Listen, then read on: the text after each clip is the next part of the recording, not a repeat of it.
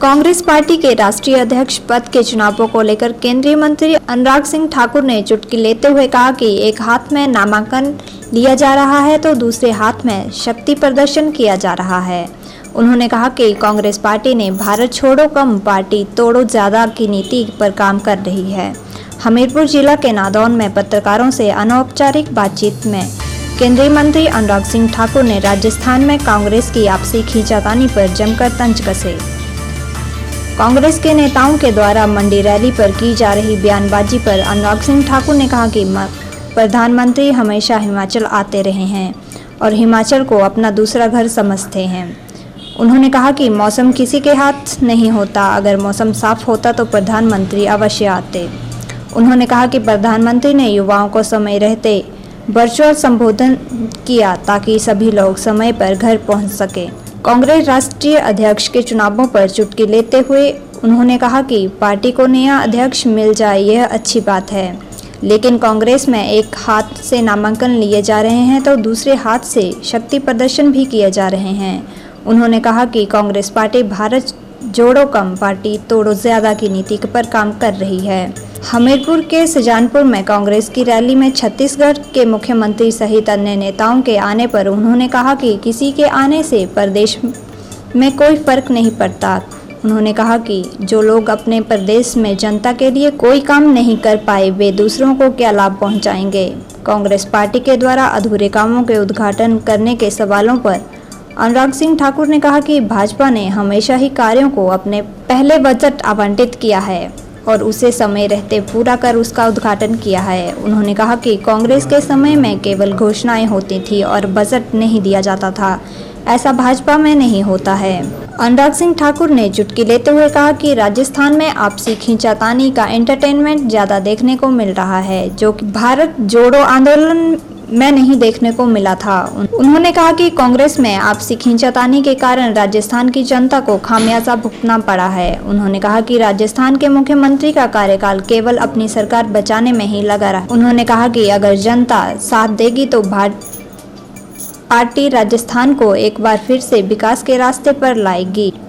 वहीं हिमाचल प्रदेश में पार्टी प्रत्याशियों के मुद्दे पर उन्होंने कहा कि चुनाव आचार संहिता लगने के बाद प्रदेश भाजपा के द्वारा पार्टी हाईकमान को प्रत्याशियों की लिस्ट भेजी जाती है, जिस पर फैसला हाईकमान लेता है। वहीं उन्होंने पूर्व मुख्यमंत्री प्रोफेसर प्रेम कुमार धूमल के चुनाव लड़ने के सवाल पर कहा कि पूर्व मुख्यमंत्री पार्टी के कर्मठ कार्यकर्ता हैं और उन्होंने कभी भी टिकट नहीं मांगा है। उन्होंने कहा कि पार्टी का जो फैसला होगा वे उस पर काम करते आए हैं और आगे भी करते रहेंगे। प्रधानमंत्री जी हिमाचल प्रदेश को अपना दूसरा घर मानते हैं और रिकॉर्ड भीड़ मंडी की युवा मोर्चा की रैली में जमा हुई। मौसम ना आप कंट्रोल कर सकते हैं ना मैं कंट्रोल कर सकता हूँ और ख़राब मौसम के चलते वो नहीं आ पाए, नहीं तो आज तक हर रैली में प्रधानमंत्री नरेंद्र मोदी जी पहुँचे।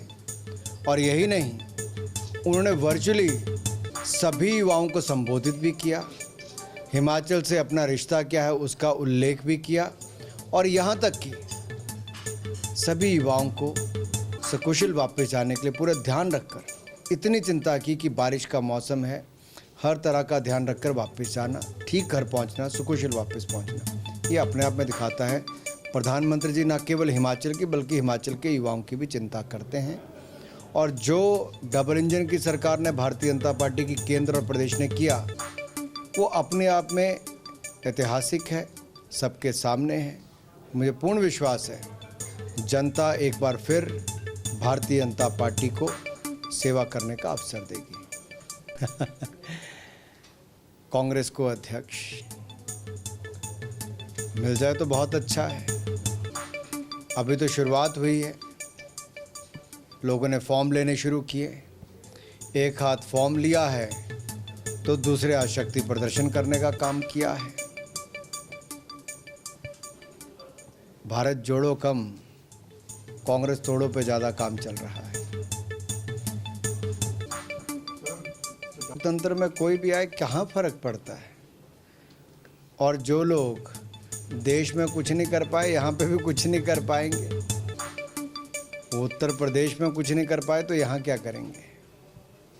जिस राज्य ने एक परिवार, एक पार्टी को इतना लंबे समय तक सत्ता में रहने का अवसर दिया हो, वो वहाँ के ही जनमानस के पक्के मकान नहीं बना पाए, शौचालय नहीं बना पाए, रसोई गैस के सिलेंडर नहीं दे पाए, बिजली के कनेक्शन नहीं दे पाए, एक तरह से ऐसी परिस्थितियों में जीने के लिए मजबूर किया था जिसकी कल्पना हम हिमाचल में सोच भी नहीं सकते।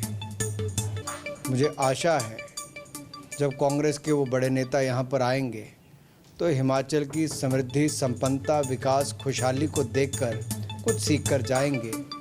दे तो वो कुछ नहीं सकते, सीख कर अवश्य जाएंगे।